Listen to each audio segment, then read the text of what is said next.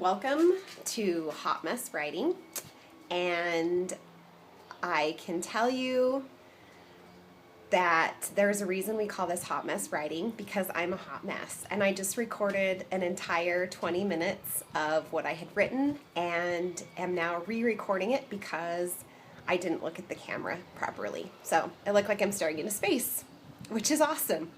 So try number 2, here we go.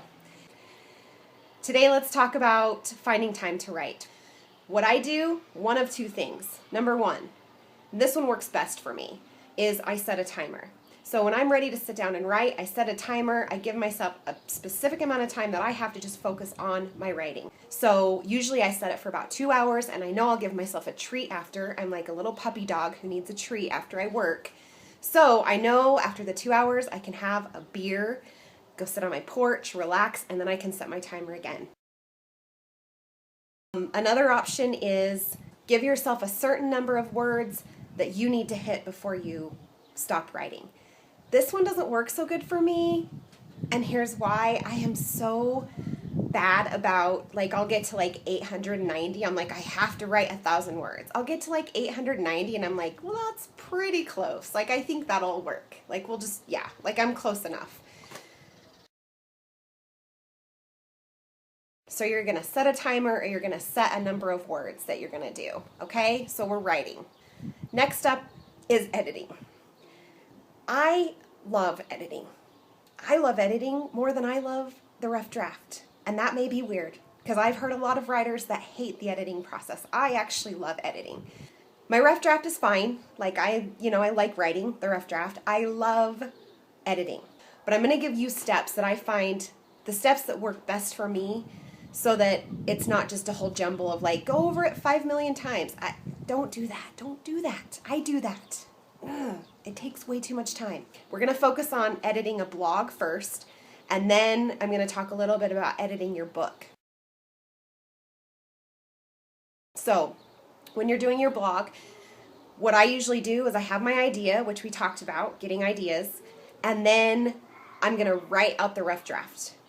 In my rough draft, edit 1 is going to be where I go through and just focus on spelling, grammar, paragraphs, and sentence structure. That's our first edit. Your second edit is going to be cutting out the bullshit that doesn't need to be there. This will happen. It happens to me all the time. I have an idea, I write the rough draft, I do the spell check, and then I read through and I realize I went off on a tangent on some paragraph.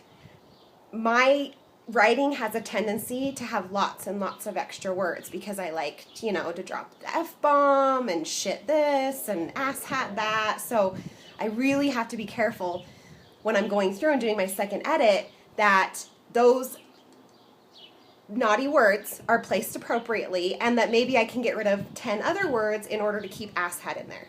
That's what I like to do. So we're getting rid of the extra words and honing in on the real idea of what our blog post is.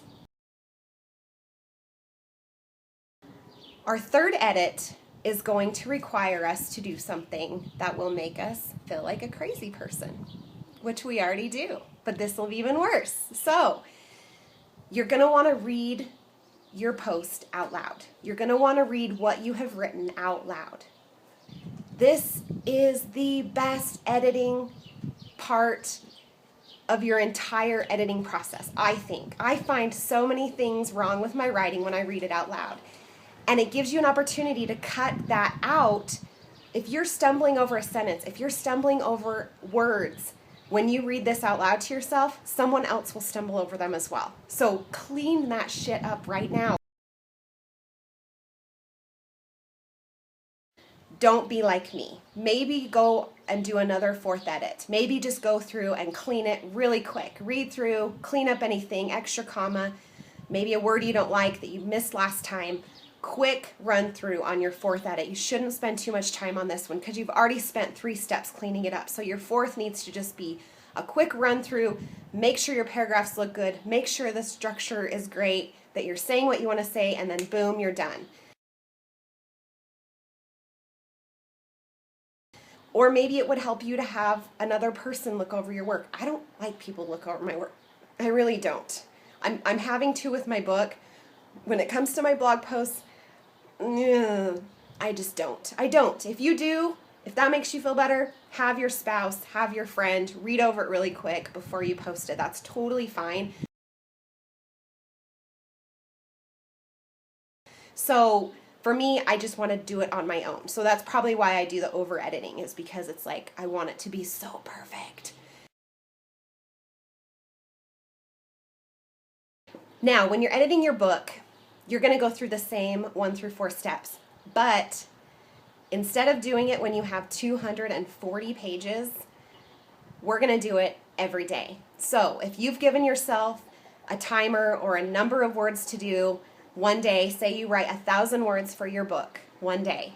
When you write those 1,000 words, walk away. The next day, before it's time to add your next 1,000 words, you're going to go through and work on editing those 1,000 words you did the previous day. You're going to go through steps 1 through 4, and you're going to edit it progressively, right? So every day you're going to edit and write, edit and write, edit and write, so that you don't have to go back through after you've written 300 pages, which I hope you do write 300 pages. I couldn't write that much the first time around.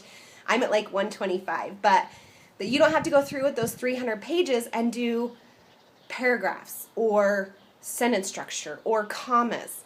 You've done that. You've progressively worked on that as you've written your book. So your book is edited, mostly. Clearly there's going to be more work to do. When it comes to a book, you know, the final draft, you really are going to have to go through and do more edits. You're going to possibly have a copy editor look over it. You may have beta readers look over it. Do you have an idea for hot mess writing? I hope you do, because it's very possible I could run out of ideas, especially if we're doing this every week. So please email me with ideas of what you'd like to see. Maybe you want to see me dancing. I don't know. I think I'm a good dancer. Maybe you want to know something else about writing that I haven't covered. If I don't know, I will find out. I will research. I will talk to people. I'll even find another writer who can answer your questions. So send me an email, mandy@mandybrazier.com. Next week, we are going to cover creating a schedule for your writing and your life. I don't have one yet. I'm going to work on one, and I think this is beneficial. Today, what am I drinking? I know, it's exciting. Starbucks. I'm drinking Starbucks. I haven't started drinking beer yet today. It'll happen, but I am always in need of my iced coffee. So that's what I'm having this afternoon. As far as the faux hawk goes, not happening. Not happening. We have the messy with the bobby pin in the front. The faux hawk mohawk is getting so big and so tall now that it's literally starting to kind of like tip a little bit at the top. It's big. It's giant. And maybe next week it's still big and giant, or I take scissors to it. I don't know what's going to happen. But we're here and we're talking about writing, and I'd love to hear from you. If you love, if you hate, if you have tips for me about this video series, please send me an email, comment, follow my YouTube channel. I would love to have you come back over and over again. So next week we're creating a schedule. Thank you for coming by.